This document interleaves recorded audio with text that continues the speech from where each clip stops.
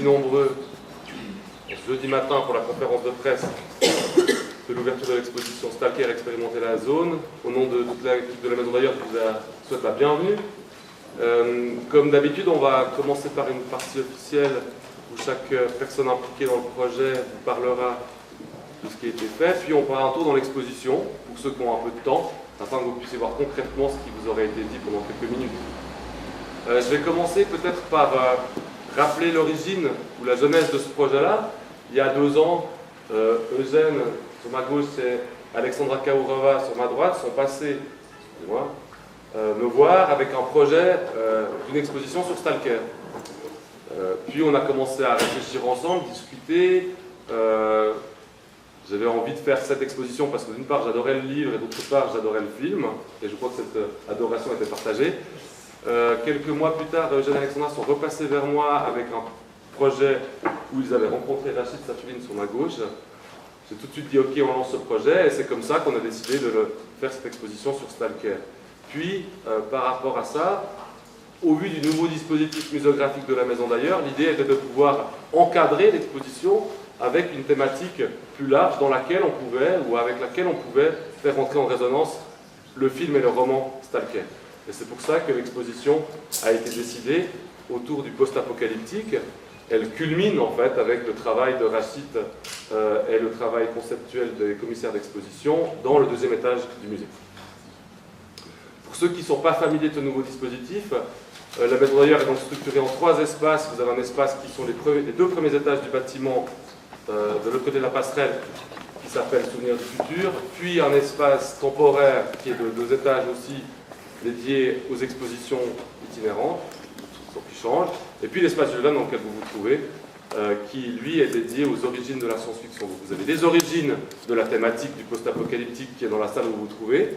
C'est pour ça que derrière moi vous avez un affichotron de Pulp Magazine des années 30 à 50 qui représente des mutants, puisqu'évidemment un des effets des zones contaminées, irradiées, c'est la mutation. Puis de l'autre côté du musée, vous avez l'origine du post-apocalyptique au XXe siècle, comment le mouvement a évolué. Contrairement à ce qu'on pourrait imaginer, le post-apocalyptique n'est pas né après Hiroshima, mais existe depuis, en tout cas, à la fin du XIXe siècle. Et c'est ce qui est retracé dans les différentes salles de du bâtiment de l'autre côté. Puis après, on arrive dans l'espace dédié à l'exposition temporaire, Stalker expérimenter la zone, où finalement le visiteur est déjà, on va dire, imprégné d'images, de perspectives, de points de vue sur la thématique du post-apocalyptique, et donc peut commencer à dialoguer autrement avec l'exposition de l'artiste exposé. Vous verrez ça tout à l'heure lorsqu'on traversera les étages. Je ne vais pas en dire beaucoup plus, si ce n'est peut-être mettre le point sur quelques nouveautés de cette exposition. D'une part, vous verrez des QR codes dans le musée, 2 types de QR codes, des QR codes verts et des QR codes noirs. Les QR codes verts existaient déjà, c'était qu'ils n'étaient pas verts. C'est une visite interactive qu'on fait pour les familles. Donc les familles qui viennent au musée peuvent gratuitement, avec leur entrée évidemment, peuvent gratuitement suivre un parcours interactif. Les enfants ont des iPads. Ces iPads, une fois qu'ils scannent les QR codes, leur permettent de pouvoir avoir des questions qui leur sont posées. Ces questions, plutôt l'aboutissement de cette chasse au trésor, leur offre un petit cadeau. On avait imaginé ça d'une part pour permettre aux familles d'expérimenter le musée un peu autrement. On sait souvent que les enfants s'embêtent dans les musées. Et là, finalement, on voit les enfants aller regarder tous les documents pour chercher les indices. Ils passent des fois plus de temps à regarder les documents que les adultes. Et puis les parents sont là pour les soutenir, pour donc, collecter les réponses. Et puis donc, il y a un vrai échange qui se noue autour de l'exposition. Puis on a lancé cette fois-ci une nouveauté qui est des QR codes noirs que vous verrez sur les cartels, donc les murs qui encadrent les objets. Ces QR codes noirs sont des visites audio qu'on offre aussi gratuitement aux gens, puisque 80% de la population suisse possède un smartphone, voire un abonnement illimité à la 4G ou à la 3G. Alors l'idée c'est qu'on peut, avec ces QR codes, avoir une information complémentaire sur l'objet mentionné, vous le verrez dans le musée. D'autre part, on a lancé une collection, et je remercie à QSF, l'éditeur de cette collection, d'être parmi nous aujourd'hui. Cette collection qui est présentée devant vous, que vous avez dans vos petits sacs, est une collection qui s'appelle les collections de la Maison d'Ailleurs, qui va sortir à chaque exposition, c'est-à-dire à chaque nouvelle exposition, 2 fois par année. On va publier un de ces petits livrets qui coûte 9 francs, qui fait une centaine de pages, et qui est structuré de la manière suivante. Vous avez 4 essais liés à la thématique, donc ici c'est le post-apocalyptique. Il y a 4 essais qui ont été écrits, le dernier étant toujours lié à l'exposition temporaire, avec aussi des images qui permettent de pouvoir valoriser notre fonds, l'étendre aussi, que les gens se rendent compte de la richesse et de la diversité de notre fonds. Et puis, l'idée, c'est d'avoir des essais qui sont très spécifiques, qui sont singuliers, et qui permettent aussi de mieux comprendre ce que c'est que cette esthétique-là, donc celle de la science-fiction, tâche que l'on fait depuis pas mal de temps maintenant, où on essaie de faire passer le message, ou plutôt de transformer un peu quelques stéréotypes résistants, en essayant d'ouvrir les perspectives. La science-fiction n'est pas réductible au blockbuster hollywoodien. On a aussi la chance d'avoir un partenariat avec les caves de Bonvillars, c'est pour ça que sur ma droite vous avez 2 bouteilles. Ces 2 bouteilles-là, et vous comprendrez qu'on ne les a pas mis dans vos sacs, ces 2 bouteilles-là ont fait une étiquette spécifique, qui sont en fait 2 tableaux qui ont été réalisés par Rachid Safiuline.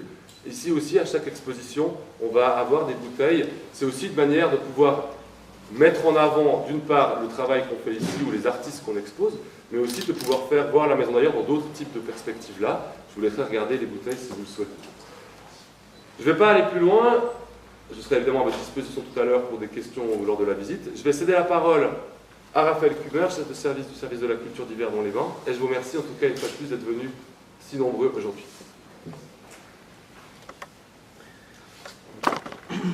Voilà, merci Marc. Bienvenue à toutes et à tous à Hiver dans les Bains. Je vous remercie la Maison d'Ailleurs pour cette invitation à la conférence de presse. J'aimerais vous transmettre les salutations de la municipalité d'Hiver dans les Bains et que j'ai le plaisir de représenter aujourd'hui. Alors je ne vais pas vous parler longuement. Je ne vais pas vous parler longuement de l'exposition Stalker. Je laisserai les spécialistes le faire mieux que moi dans quelques instants. J'aimerais par contre apporter un message du service de la culture qui se réjouit d'une part d'être le partenaire au quotidien de la Maison d'Ailleurs, mais qui se réjouit de découvrir cette nouvelle exposition qui, sans avoir été dévoilée, laisse imaginer une approche thématique à nouveau complexe, avec des nombreux éclairages possibles qui devraient à nouveau, et c'est la marque de fabrique de la Maison d'Ailleurs, j'y reviendrai après en quelques mots, plonger le public dans une expérimentation. On parle d'expérimenter la zone dans le sous-titre, et je trouve que cette exposition convient très bien, d'une part, à un élan et à une thématique, à une tonalité culturelle de la Maison d'Ailleurs, mais une tonalité culturelle plus large qu'on a envie d'avoir aujourd'hui dans les centres culturels. C'est expérimenter plus que consommer. Alors, c'est au quotidien... je disais la mission de la Maison d'Ailleurs, expérimenter la zone, je trouve, et c'est aussi un message fort donné au public pour passer de plus en plus, pour appréhender de plus en plus ces expositions de manière active. Et là, la Maison d'Ailleurs a fait, je trouve, ces dernières années, des efforts et des avancées historiques, extraordinaires. Au-delà de la simple vie du musée, je dirais que c'est une dynamique qui... concrétise les nouveaux enjeux des musées aujourd'hui et des centres culturels. Moi, j'en suis particulièrement ravi.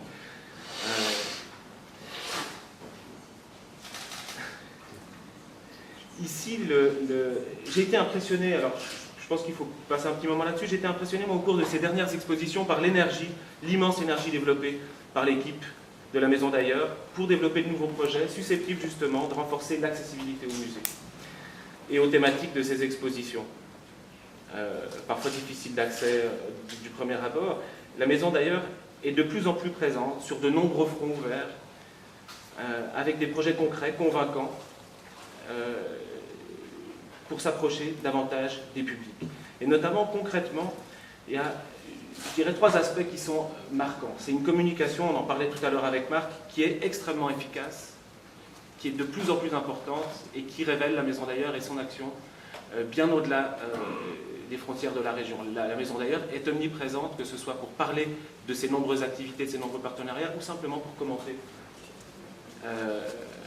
des fois l'actualité sous un éclairage de l'imaginaire, de l'utopie ou de la science-fiction. Mais aussi, on parlait tout à l'heure, Marc parlait de cette dimension interactive avec les QR codes. Il y a une grande avancée pour moi dans ces visites interactives pour les enfants et pour les familles. J'ai eu la chance de les expérimenter avec mes enfants, ça fonctionne. ça fonctionne très bien pour l'adulte, ça fonctionne très bien pour l'enfant. Et c'est non seulement l'occasion de découvrir l'exposition permanente, l'exposition temporaire, mais c'est aussi un échange, en tout cas qui s'est produit chez moi, je souhaite que ça se passe comme ça chez les autres, j'en doute pas, entre le parent et l'enfant, et une vraie discussion à l'intérieur de la famille, mais sur une thématique culturelle. Et je trouve que c'est une façon, c'est ça le musée aujourd'hui. C'est extraordinaire de pouvoir vivre cette expérience qui dépasse la mission de transmission du savoir ou d'exposition d'une œuvre. On est dans une interactivité concrète, dynamique, et qui donne envie de revenir, de revivre cette expérience et qui nourrit une soif de découverte, d'exploration. Et puis, ce qui est impressionnant, c'est les nombreuses collaborations de la Maison d'Ailleurs qui se multiplient avec les milieux artistiques, avec les milieux académiques, la formation, la recherche, mais aussi les milieux économiques. On le voit avec Bonvillard, il y a des autres exemples chaque jour qui viennent compléter cette recherche de créer des ponts entre la Maison d'Ailleurs, entre la ville et la région, et l'étranger. L'exposition qu'on a ici aujourd'hui, et on est encore une fois un bon exemple, où on a de nombreux partenaires, et notamment des artistes, un artiste, des scénographes, des gens qui viennent de l'extérieur nourrir et se nourrir, nourrir ce lieu et se nourrir de ce lieu, et on s'en réjouit. Alors, la Maison d'Ailleurs est une structure culturelle que nous on qualifie au service de la culture d'extrêmement dynamique, d'active, voire d'hyperactive. On s'inquiète un peu des fois, et en fait, force est de constater que cette énergie est canalisée, cette énergie est extrêmement constructive. Il y a une excellente vitalité, une ambition, une créativité, une ouverture d'esprit, un rayonnement aussi d'institutions, j'en ai parlé tout à l'heure, qui sont autant de vitamines et de couleurs dans le paysage culturel yverdonois et roman. Cet élan fort, il est perceptible et il est contagieux. Il contribue largement au renforcement d'une émulation, d'une belle émulation aujourd'hui dans la vie culturelle de la ville, entre les acteurs culturels. Et il contribue largement au renforcement d'un rayonnement positif, d'une manière générale, de notre ville et de notre région. Je tiens ici, pour terminer, à adresser mes félicitations à Marc et à toute son équipe, et à réaffirmer la reconnaissance et le soutien de la ville à la Maison d'Ailleurs. Voilà. Je vous remercie pour votre attention. Merci. Je vais céder la parole maintenant à Catherine Hirsch, directrice de la HEGVD. Vous l'avez sûrement vu sur les flyers, la HEGVD nous fait l'honneur d'être les coproducteurs de l'exposition.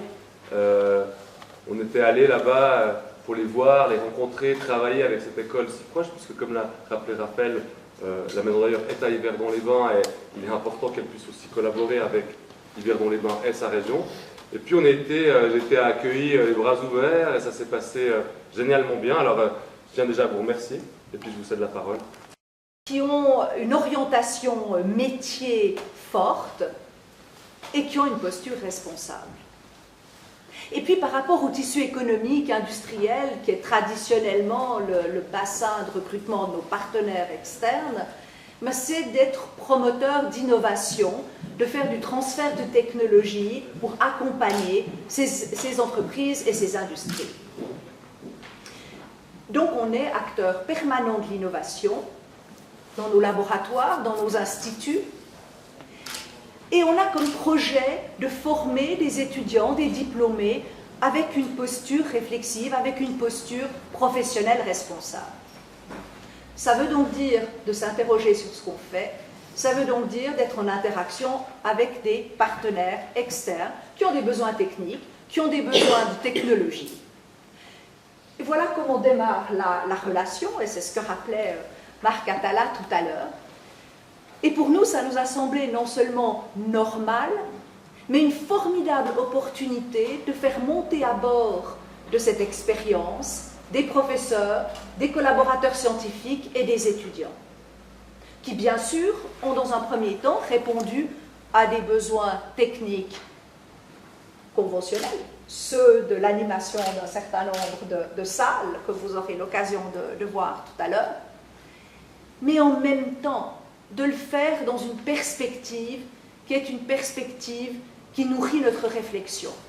Quand on est engagé dans l'innovation, une innovation de rupture, celle qui pense des choses qui ne sont pas d'ores et déjà entre les mains des collaborateurs des entreprises ou de l'usager, monsieur et madame tout le monde. Quand on forme des étudiants qui imaginent les solutions technologiques, économiques, quand ils se préparent à se confronter aux défis de notre société, contribuer à résoudre des problèmes de société importants, on ne peut pas les laisser sans s'interpeller sur les finalités de ce qu'ils font. Quand on est en présence d'une équipe, comme celle de Marc Atala et de ceux qui ont accompagné le montage de cette exposition, et qui ont dialogué avec les professeurs et les étudiants, qui les ont amenés à se poser des questions. Une des questions de l'œuvre cinématographique tourne autour du bonheur. Quelle finalité dans ce qu'on fait comme diplômé ingénieur quand on est en train de préparer des solutions techniques qui ont un impact fort sur l'humain, qui changent notre manière de travailler, qui changent notre manière de communiquer. Toutes les questions d'expérimentation et d'interaction sont au cœur de ce qu'on fait dans les travaux de nos étudiants et de nos professeurs, et on avait une merveilleuse opportunité là de les mettre en perspective, d'y donner une dimension éthique, également artistique. Le résultat, c'est qu'on a deux équipes, principalement de professeurs, autour de Daniel Rappeau et de Andrés Pérez-Uribe, qui ont travaillé pendant de nombreux mois avec des collaborateurs scientifiques et des étudiants. Ça fait l'objet de 2 cours. Et ils sont arrivés à proposer une possibilité, comme c'était rappelé tout à l'heure, de permettre aux visiteurs d'être dans une immersion importante, d'interagir, d'aller expérimenter quelque chose de la zone. Vous avez ici parmi nous Davide Valdarnini, qui est un de nos collaborateurs, qui a également participé au développement de certains aspects de cette exposition. Le résultat des courses pour tous ceux qui ont été impliqués dans la HEIGVD, c'est de dire que c'était un moment de pur bonheur, avec des grandes angoisses, en se demandant si ça va marcher, mais un moment de pur bonheur avec ce dont sont friands aussi les ingénieurs et les économistes, une dimension liée à l'esthétique et à la profondeur. Donc, un immense merci à l'équipe de nous avoir associés et fait monter à bord de cette très belle expérience. Merci. Voilà, Catherine Hirsch parlait de tous ces dialogues, de tous ces échanges, puisque c'est vrai qu'on a passé 2 ans depuis que j'ai rencontré Eugène Alexandra, un petit peu moins depuis que j'ai rencontré Madame Hirsch sur ce projet-là. Je ne peux pas vous dire le nombre de mails échangés, le nombre d'heures passées à discuter, c'est quelque chose qu'on doit ressentir dans une exposition, mais d'une certaine manière.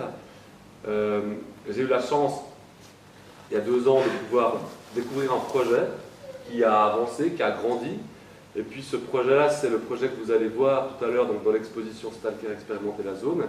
Et donc, ce projet, on le doit à Eugène et Alexandra. Je leur cède la parole pour qu'ils puissent vous présenter leur projet avant de passer la parole à Rachel.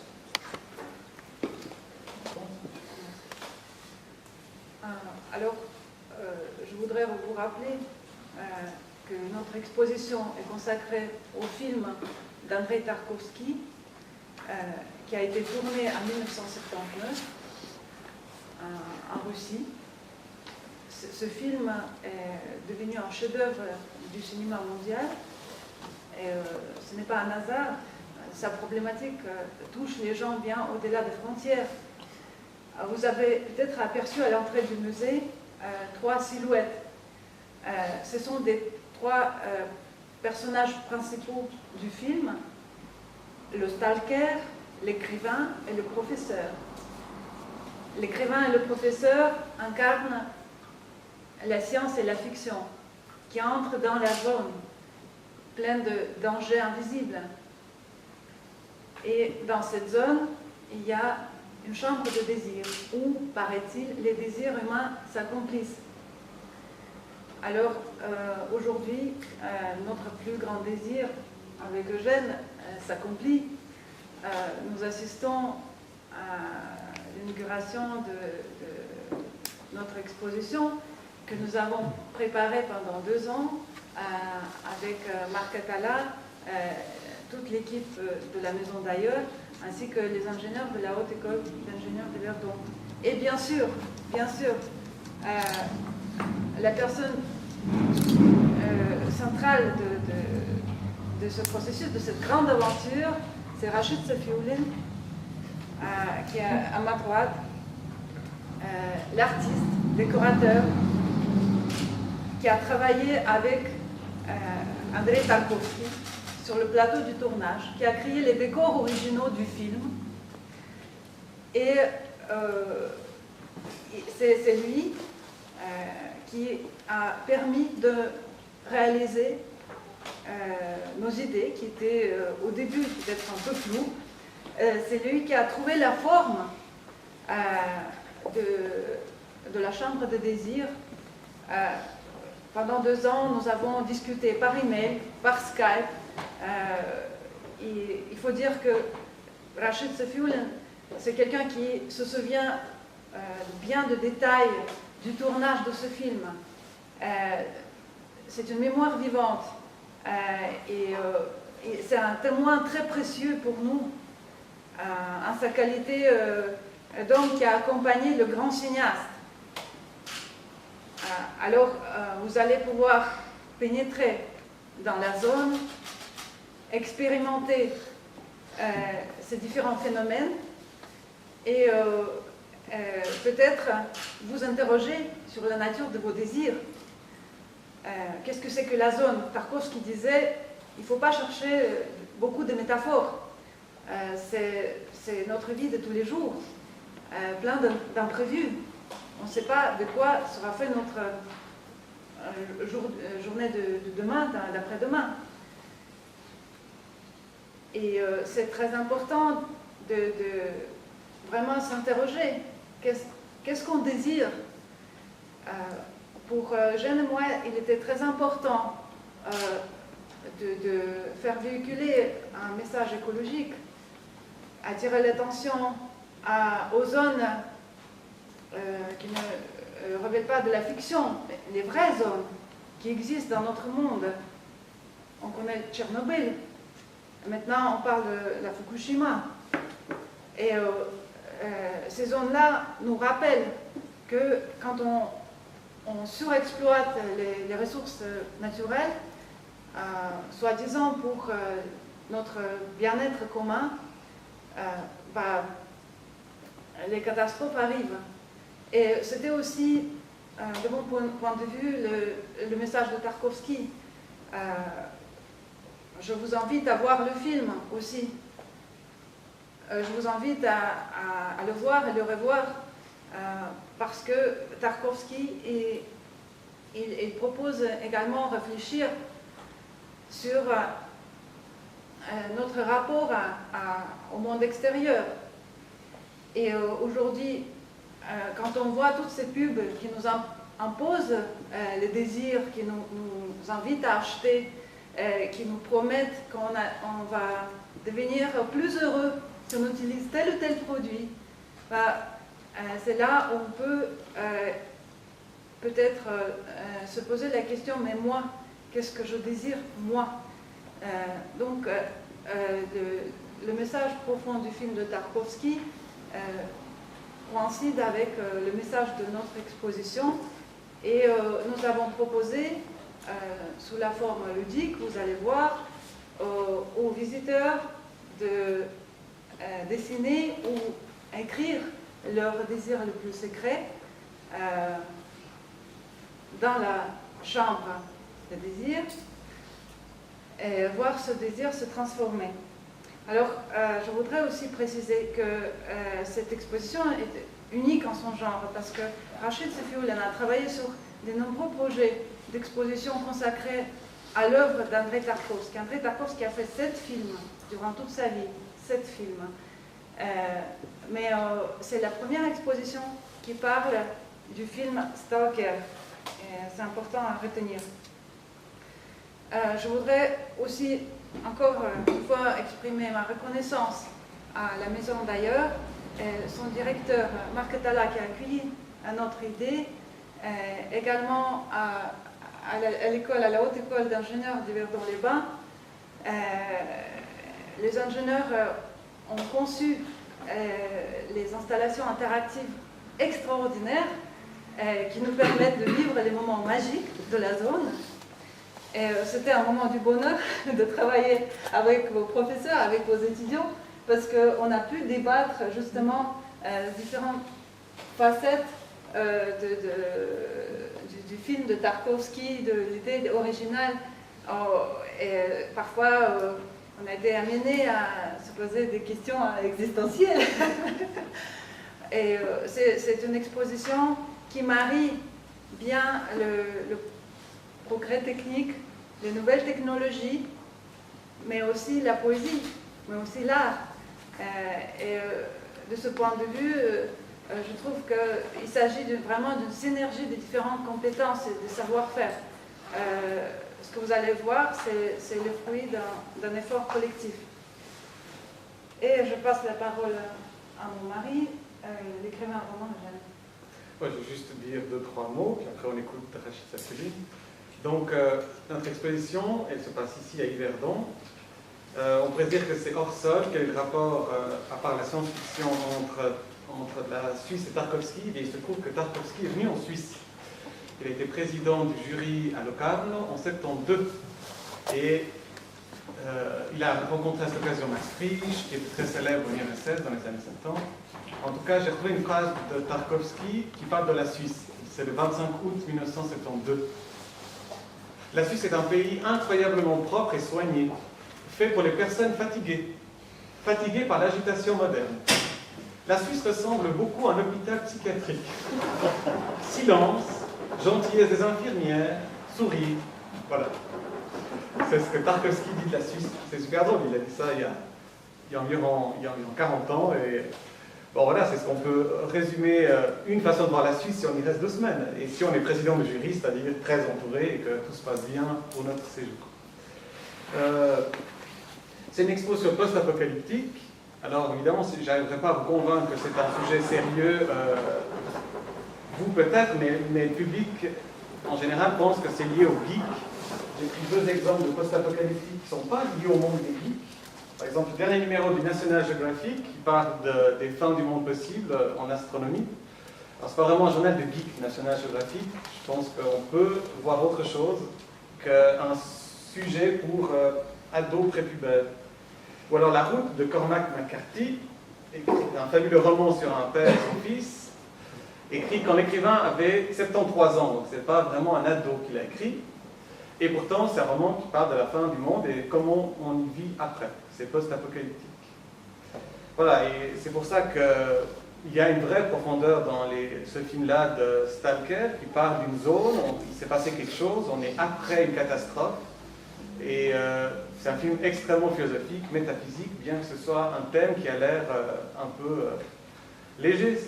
Le post-apocalyptique n'est toujours pas assez pris au sérieux. Bon, je souligne de nouveau le mariage heureux entre la science et l'art, entre la haute école d'ingénieurs et la maison d'ailleurs. Il y a 10 ans, vous vous souvenez peut-être, la Confédération avait lancé le programme Sciences et Cité, parce qu'ils avaient remarqué que les sciences étaient incomprises par le public. Ils ne comprenaient pas ce qu'on faisait dans les laboratoires, pourquoi ça coûtait si cher, est-ce que c'était des savants fous. Et là, le mariage s'est fait de manière si simple et positive. Évidemment, on discute beaucoup, on essaie d'avancer dans notre projet.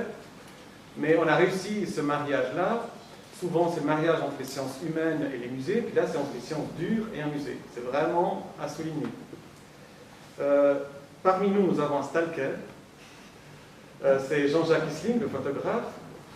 On a pris une série de ses photos. Bah, tu peux te lever, du coup, on voit que tu es. Voilà.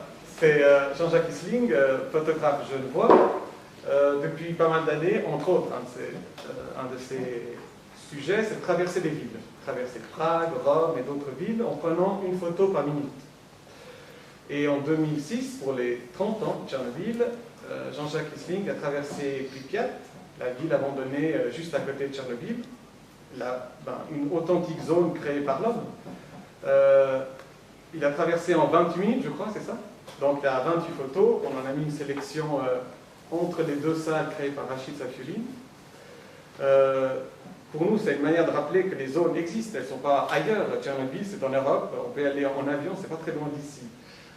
Bien que ça a l'air d'être lointain, dans notre tête, on éloigne les choses. À propos de Stalker, chaque visiteur qui viendra à l'expo, on a décidé de le transformer en vrai Stalker, c'est-à-dire qu'il va entrer avec un écrou comme dans le film, avec ce fameux bout de ficelle. Dans le film, Stalker avance selon les lois du hasard dans la zone. Il n'ose pas aller tout droit parce que ce serait trop orgueilleux de sa part et la zone pourrait se venger. Donc il jette au hasard son écrou et il avance. Alors le visiteur pourra garder son écrou, vous-même on va vous en donner au début de votre promenade. Puis à la fin, il y a un puits dans lequel vous pourrez jeter votre écrou à la fin de votre parcours. Juste encore une chose, on passe la parole à Rachid. Je remercie vraiment toute l'équipe. On était, Alexandra et moi, fiers de faire partie de votre équipe, à toutes et à tous. C'était 2 ans de collaboration intense, 3 semaines de montage. Enfin, ils ne sont pas nombreux, mais quand ils se mettent au travail, c'est une armée. Voilà. Impressionnant. Donc, merci à tous, à Marc, mais vraiment à tout le monde, aux conservateurs. Ils savent tout faire, la maison d'ailleurs. Et maintenant, on donne la parole à Rachid Safioulin pour qu'il parle un peu de la Suisse, sa vision de l'expo. Merci beaucoup. Слово Рашиду Сафиуллину. C'est la parole Рашид Сафиуллин.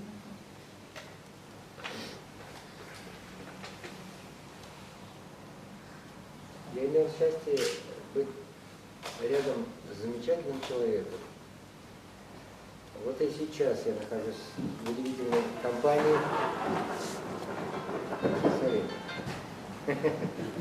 Андрей Тарковский.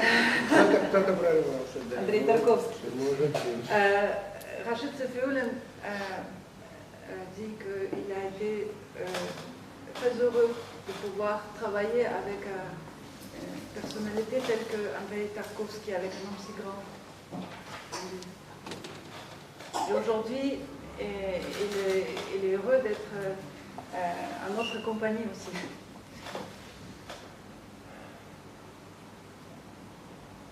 Для меня это было редким случаем, редкой удачей, в общем, чудом, я это воспринимаю как чудо, а вообще вся жизнь чудо.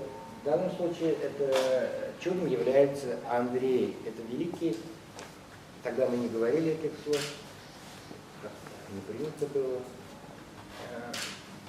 великий человек, в первую очередь, с которым хочется разговаривать. И вот его фильмы для меня это продолжение разговора, потому что в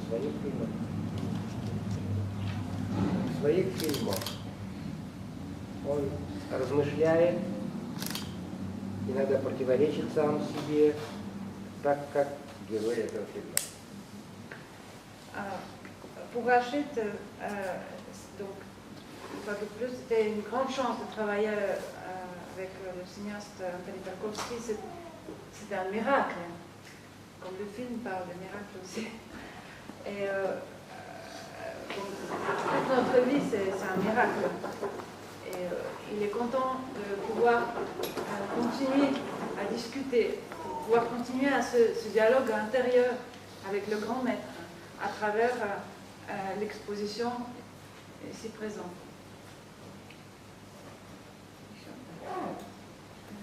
Я хочу сказать огромное спасибо Швейцарии, конкретно городу Ивердону, моим друзьям, Саше, Жену, самому главному человеку Марку, которые поверили, что разговор состоится при помощи вот таких инсталляций, фотографий, которые у нас были.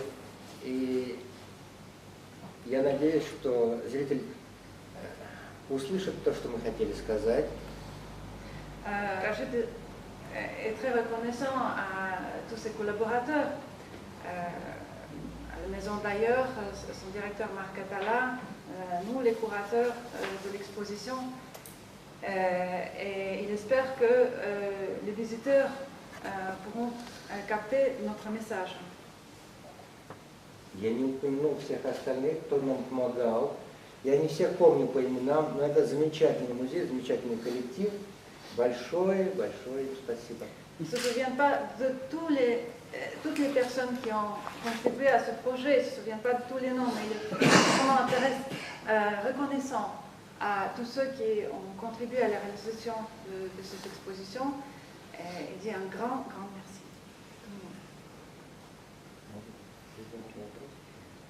Voilà, si vous avez des questions, je crois que c'est le moment. Rachid Setioulin, On peut aussi imaginer que les questions se posent pendant la visite de l'expo, ce qui est peut-être plus simple puisqu'on voit les documents devant nous ou les œuvres de Rachid. C'est clair que j'aimerais remercier les gens aussi qui ont travaillé dans l'équipe du musée. J'arrête pas de le dire, mais je pense que je le dis pas assez encore, en tout cas de mon point de vue, qui, j'aime bien la métaphore utilisée par Eugène, je crois que nous, on expérimente un miracle à chaque fois, et je découvre des richesses insoupçonnées chez mes collaborateurs qui trouvent des idées je ne sais où. Il faut croire que c'est une zone permanente au musée, mais on y trouve des choses assez intéressantes. J'aimerais remercier bien Rachid, Alexandra, Eugène, Chingis aussi, le fils de Rachid, qui l'a aidé en fait à monter l'exposition que vous verrez. Ça fait 2 semaines et demie qu'il travaille jour après jour. Hein. Le week-end est quelque chose qui n'existe pas. Et donc ça fait 2 semaines et demie qu'on travaille jour après jour. Et aujourd'hui, on est, en tout cas de mon point de vue, on a fait quelque chose qui était incroyable par rapport au temps, par rapport aussi aux ressources. Et puis depuis qu'on est parti à Moscou, quelques-uns de l'équipe, soit pour rencontrer Rachid, soit pour monter une exposition qui a lieu là-bas, enfin, qui a eu lieu là-bas cet été. On a pris un peu le rythme russe, donc on travaille très différemment et de manière beaucoup plus efficace, je crois. Je vous inspire tous à aller en Russie, on apprend plein de choses. J'aimerais juste vous signaler, avant de clore cette conférence de presse, que, comme vous le savez, la Maison d'ailleurs participe aussi à une exposition au comptoir suisse qui ouvre ses portes demain. Un secteur complet du comptoir qui s'appelle Divertissima nous a été gentiment accordé. C'est pour ça que je devrais vous quitter vers 1h30 puisque j'ai ma 2e conférence de presse de la journée, voilà une première aussi, où on a à la fois Genèse, donc l'exposition qui était présentée jusqu'au 25 août qui est là-bas, plus 3 modules mini Playtime qui reprennent des œuvres de l'exposition Playtime de l'année passée sur les jeux vidéo, plus une sorte de capsule spatio-temporelle étonnante créée par Arturo Castro qui doit être quelque part, mais je ne sais plus où, et son ami. Donc c'est peut-être aussi ça qui est historique aujourd'hui à cette conférence de presse, c'est qu'on ouvre 2 expos, le 13 et le 14, et on a fait donc 2 montages en parallèle avec les 5 permanents de la Maison d'ailleurs qui sont un peu des super-héros comme ça. Je vous propose qu'on se dirige tous, on sort par la porte ici, et puis on va parcourir les espaces du musée. J'irai assez vite dans les étages du bas pour laisser un peu de temps à Rachid de vous expliquer comment il a travaillé. Et j'aimerais vous remercier tous d'être venus. Allons-y.